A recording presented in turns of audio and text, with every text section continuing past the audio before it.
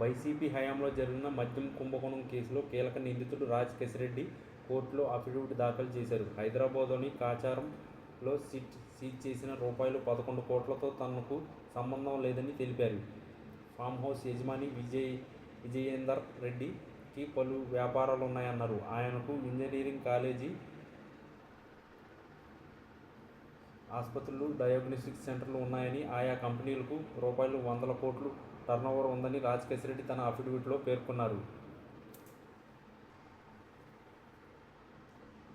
AP liquor scam కేసులో special investigation team SIT దూకుడు పెంచింది. ఈ కేసులో మరో నిందితుడిని అరెస్ట్ చేసింది. బుధవారం జూలై 30న శంషాబాద్ ఎయిర్పోర్టులోని నిందితుడు వరుణ్ను సిట్ అధికారులు అదుపులోకి తీసుకున్నారు. ఏపీ లిక్కర్ స్కామ్ కేసులో A40 నిందితుడిగా ఉన్న వరుణ్ విదేశాలకు పారిపోయేందుకు ప్రయత్నిస్తుండగా అధికారులు రంగంలోకి దిగి అరెస్ట్ చేశారు. ఇప్పటికే ఈ కేసులో వైసీపీ ఎంపీ మిథున్ రెడ్డి తదితరులు సిట్ అరెస్ట్ చేసిన విషయం తెలిసిందే. కాగా లిక్కర్ స్కామ్ కేసులు సంబంధించిన సిట్ అధికారులు బుధవారం జూలై 30న హైదరాబాద్లోని పలు చోట్ల సోదాలు నిర్వహించారు. భారీగా నగదు స్వాధీనం చేసుకున్నారు. ఈ కుంభకోణంలో A40గా ఉన్న వరుణ్ ఇచ్చిన సమాచారం మేరకు సిట్ అధికారులు సోదాలు నిర్వహించారు. రంగారెడ్డి జిల్లా శంషాబాద్ మండలంలోని కాచర్ల గ్రామంలో ఉన్న సులోచన ఫామ్ హౌస్లో భారీగా నగదు దాచినట్లు తెలుస్తున్న అధికారులు ఫామ్ హౌస్లో విస్తృత సోదాలు నిర్వహించారు. పెట్టెల్లో భారీ ఎత్తున దాచిన నగదును స్వాధీనం చేసుకున్నారు. ఈ కేసులో A1గా ఉన్న కెసిరెడ్డి రాజశేఖర్ రెడ్డి ఆదేశాల మేరకు వరుణ్ చాణక్య 12 పెట్టెల్లో రూ.11 కోట్లు దాచినట్లు అంగీకరించారు. ఈ guest house Sulochana farm professor Tagala Balareddy పేరు మీద ఉన్నట్లు సిట్ అధికారులు గుర్తించారు.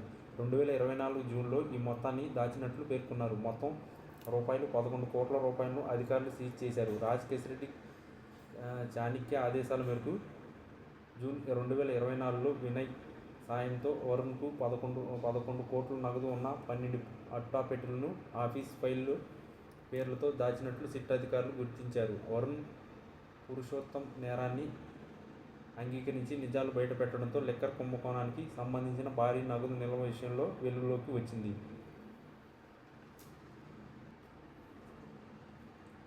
దీంతో వివాదం అవుతుంది. పైగా పోలీసులు ముందుగానే అలర్ట్ అయ్యాయి.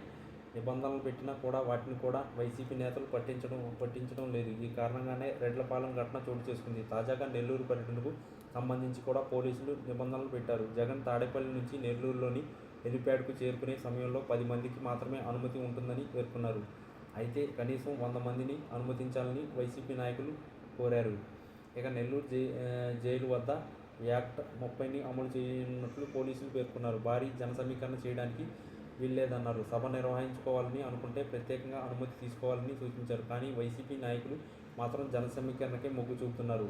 అప్రకటిత, అనాధికారిక రీతిలో సభను నిర్వహించేందుకు సిద్ధంగా ఉన్నారు. దీంతో నెల్లూరు పర్యటన కూడా సేమ్ అన్నట్టుగా మారుతుంది. ఈ విషయంలో పోలీసులు పట్టుదలతో ఉండడంతో ప్రస్తుతం నెల్లూరు మొత్తం పోలీసు ఆధీనంలోకి వెళ్లిపోయింది.